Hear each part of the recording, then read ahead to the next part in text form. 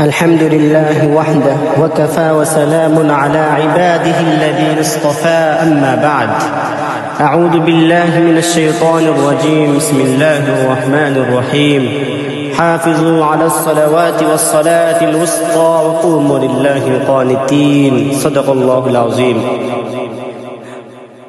الحمد لله আমি আপনাদের সম্মুখে নামাজ সম্বন্ধে কিছু আলোচনা করব ইনশাআল্লাহ ওয়া মা তৌফিক ইল্লা বিল্লাহ। আল্লাহ সুবহানাহু ওয়া তাআলা কুরআনুল কারীমে নামাজ সম্বন্ধে অনেক আয়াত বর্ণনা করেছেন, অনেক আয়াত নাজিল করেছেন। সেখান থেকে একটি আয়াত আপনাদের সম্মুখে পেশ করলাম। আল্লাহ বলেন, হাফিজু আলাস সালাওয়াতি ওয়াস সালাতিল উসতা ওয়া কুমু লিল্লাহি কানিতিন। তোমরা নামাজের প্রতি যত্নবান হও ও আমার বান্দা বান্দিরা। হাফিজু আলাস সালাওয়াতি, তোমরা নামাজের প্রতি যত্নবান হও, বিশেষভাবে মধ্যবর্তী নামাজ বলতে মুফাসসিরে কেরাম অনেকভাবে তাফসীর করে থাকেন। তোর মধ্যে একটা তাফসীর হলো মধ্যবর্তী নামাজ, আসরের নামাজকে বোঝানো হয়েছে। এই আসরের নামাজে মানুষ অনেক কাজে লিপ্ত থাকে, আসরের নামাজ পড়তে পারে না। আসরের নামাজের গুরুত্ব বোঝানোর জন্য অনেকে বলেছেন এই আয়াত নাজিল হয়েছে। এবং আল্লাহর উদ্দেশ্যে একনিষ্ঠভাবে দাঁড়াও, মানে আল্লাহর উদ্দেশ্যে, আল্লাহর রাজি খুশির উদ্দেশ্যে তোমরা দাঁড়াও। ওয়াকুমু লিল্লাহি কানিতিন।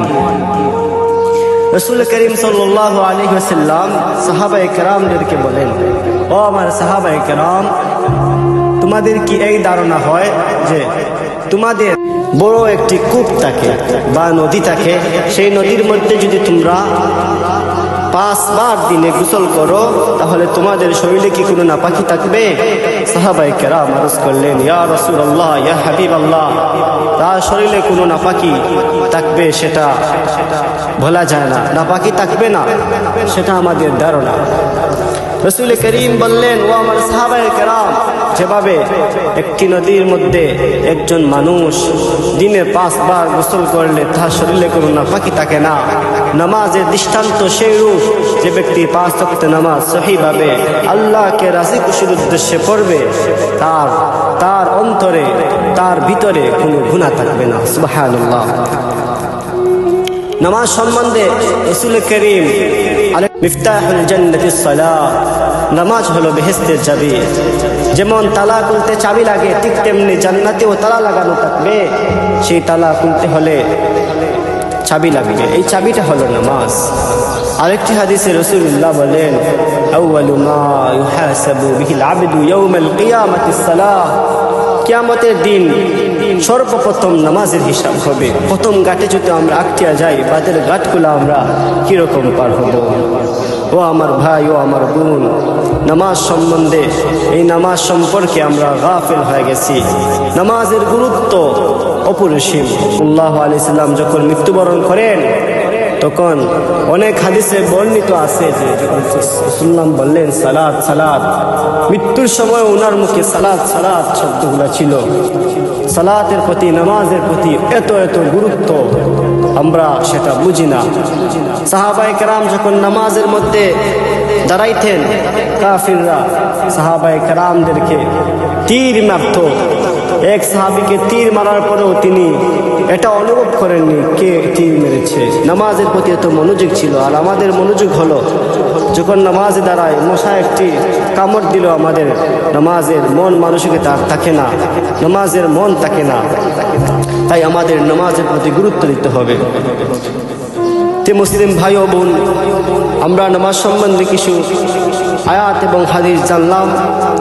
এখন আমাদের কথা হলো নামাজ, এই যে সালাত, এর আবিধানিক অর্থ হইল ডাকা, আহ্বান করা। সালাত আবিধানিক অর্থ হলো ডাকা। আর পরিভাষায়, শরীয়তের পরিভাষায় নামাজ হলো নির্দিষ্ট সময়ে কিছু দোয়া, কিছু সূরা, কিছু তাসবিহ পাঠ করা, এগুলোকে নামাজ বলে। সেই নামাজ আমরা 2 প্রকার ধরতে পারি। এক প্রকার হলো রুকু ও সিজদা বিশিষ্ট নামাজ, যে আমাদের 5 ওয়াক্ত নামাজকে বলা হয়। আর দ্বিতীয়টা হলো রুকু ও সিজদা বিহীন নামাজ, যেমন জানাজার নামাজ, এটা হলো রুকু ও সিজদা বিহীন নামাজ। আর এই নামাজ দুই প্রকার আমরা ধরতে পারি। তে ভাই ও বোন, নামাজ ফরজ হওয়ার শর্তাবলী হলো তিনটি। কি কি? মুসলমান হওয়া, বালেগ হওয়া, জ্ঞান সম্পূর্ণ হওয়া। হিন্দুর উপর নামাজ ফরজ নয়, আবার নাবালিগের উপরও নামাজ ফরজ নয়। যারা পাগল তাদের উপরও জ্ঞান সম্পূর্ণ, যারা যারা বুদ্ধিমান তাদের উপর নামাজ ফরজ, আর যারা পাগল তাদের উপর নামাজ ফরজ নয়। ভাই, আল্লাহ তাআলা আমাদের সবাইকে যেন 5 ওয়াক্ত নামাজ সময় মতো আদায় করার তৌফিক দান করেন। আমিন। ওয়া আখিরু দাওয়ানা আনিল হামদুলিল্লাহি রাব্বিল আলামিন। আসসালামু আলাইকুম ওয়া রাহমাতুল্লাহি ওয়া বারাকাতুহু।